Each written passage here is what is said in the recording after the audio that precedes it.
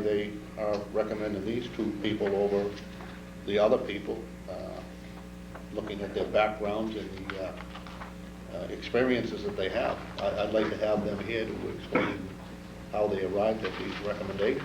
Okay. Well, let me try to answer part of that. I don't know if the word agreement, that Mr. Younger made an agreement to do this is actually the right wordage there. I don't believe Mr. Younger did make an agreement.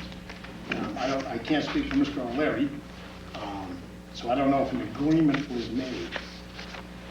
I'm just on it. Yeah, no, well, I'm gonna try to answer some of it.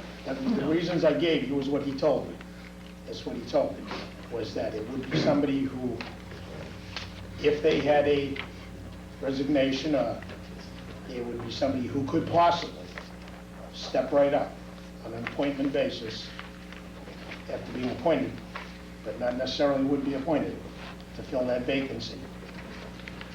And again, he said the workload is such that they could use the help.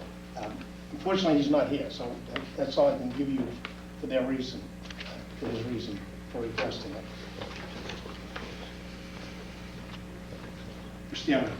I can respond to Selectman Rhodes. There was no agreement. Chairman O'Leary and I had attended a historic district meeting after completion. I think it must have been a selectmen's meeting. We just walked down the hallway and walked in. There was no agreement. What Chairman O'Leary stated was that we would put it on the agenda for the board to act upon. There was no agreement made of anybody would support or not support any individuals, or whether it would be support or not support for associate membership. So there was no quote agreement. It was Mr. O'Leary said that we would put it on the agenda. Mr. Chairman, I spoke with Mr. Solomon late this afternoon. Unfortunately, I did not ask him the question of alternate versus associate, but I asked him the purpose of additional appointments to the committee, and that was related to work. And there's a lot going on in the historic district, as we all know, at this point in time, and so it is related to the workload. But I'm kind of at a loss right now because of this alternate versus associate. And if you read the town code, it specifically spells out the membership of the committee, and there are 3 members who are quote unquote at-large members. And so any vacancy, any associate or alternate that was appointed that didn't meet one of the other 4 criteria would only be able to fill one of those seats, should that arise. And there's still no guarantee that, but there's nothing in here that refers to associate members as well. It specifically states a maximum of 3 alternate members shall be appointed to serve on the commission. So after reading that in the town code, taking in its literal form, I was ready to make appointments for alternates tonight. Okay. Prior to reading this, I wasn't sure what I was going to do. But now I have to say, Mr. Chairman, I'm not comfortable appointing associates.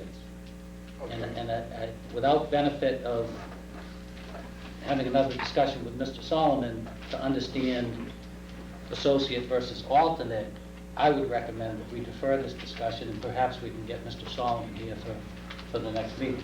I'm not trying to throw the thing out. I want to make sure everybody knows what we're doing and why we're doing it, and that we're all in agreement on it. So it's, I'm a little, and his letter specifically states alternates, but if you say he wants associates, he's requested associate members, not alternate members, unfortunately, that is probably the one question I didn't ask him today, because I didn't have my package nor the town code in my office, so. Okay. I have no problem with that. Mr. Muldoon, would you like to postpone it until we get this cleared up? That's fine. I do have the same question in my mind. Reading the code, it only mentions alternate members anyways. I don't know where the authority is for associates. What's another? Why don't we do that? Why don't- But, could we request the town administrator look at, I mean, do we have the authority to appoint associates, or? I don't expect an answer. Can we look, can we get that for the next meeting? There have been cases where you have put associate members on other committees. Okay.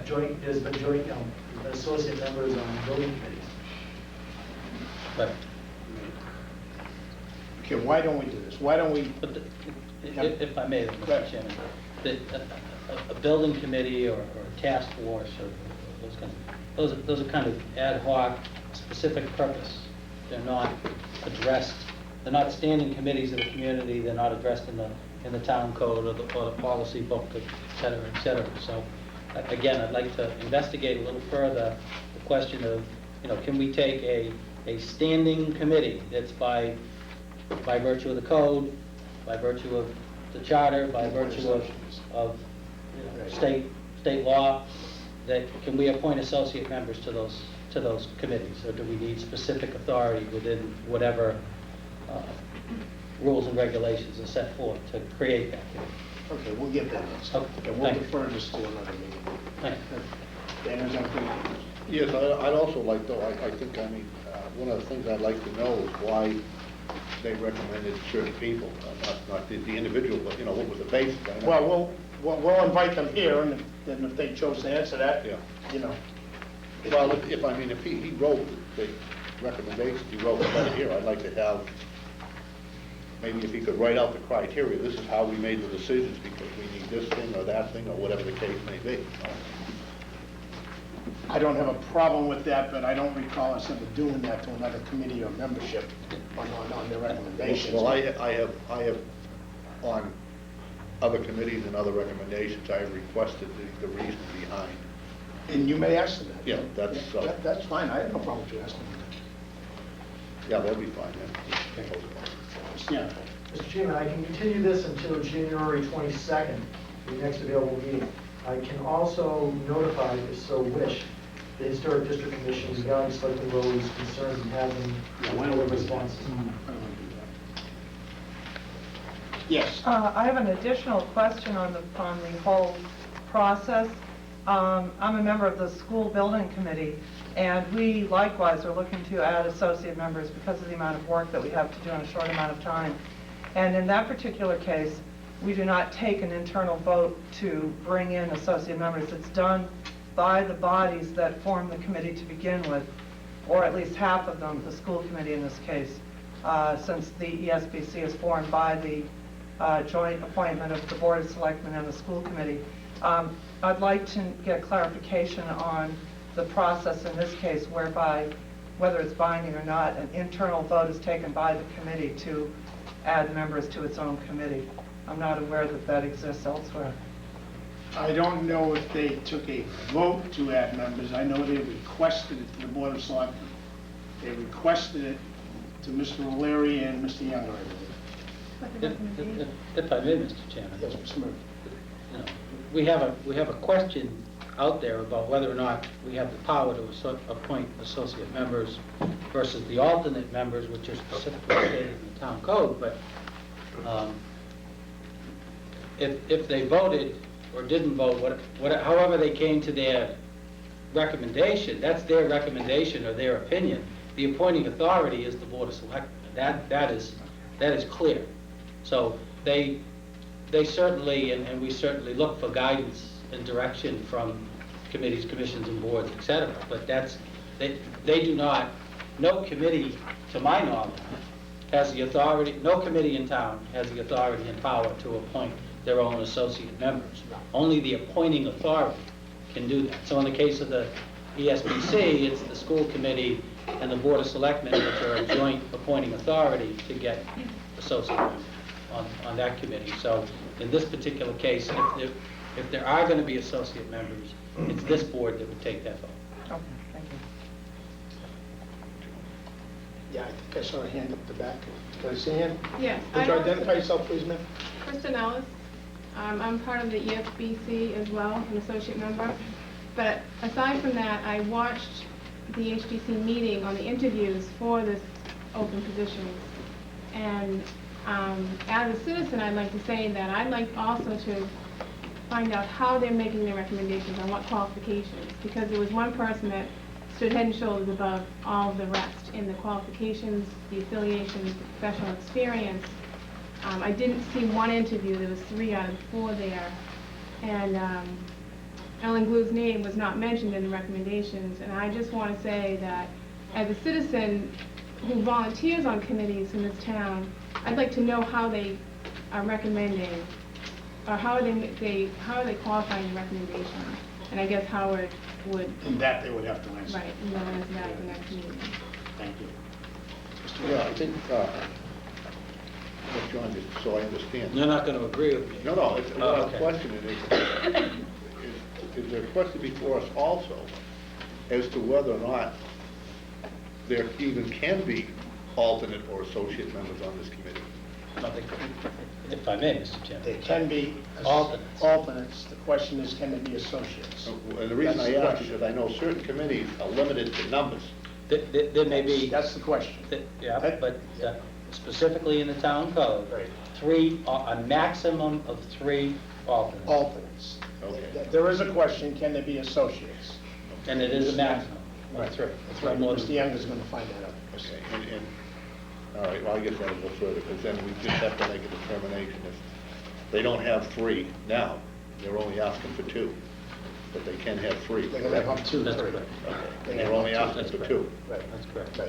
Okay, so that would be another question that maybe could be put before them beforehand, if they're that desperate for help, why don't they want 3 associates or alternate, whatever? It's a question that can be asked. You all set? You have all that time? Okay. Good, thank you. Okay, we're getting to our schedule and we're at 7:45. There's a Housing Authority joint appointment. Let me get my paperwork here.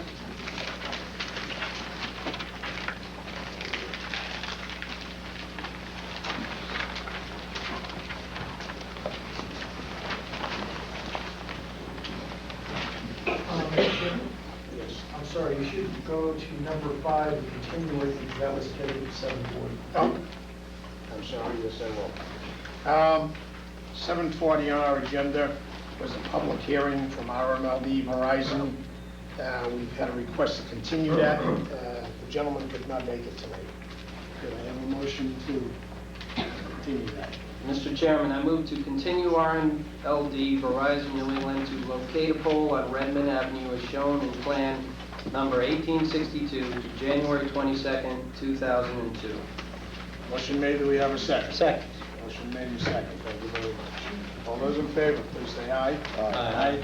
Opposed, 0, thank you.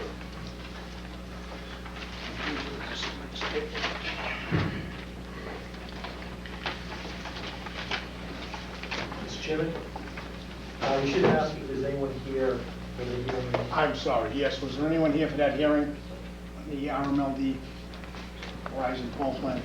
No. Okay, thank you.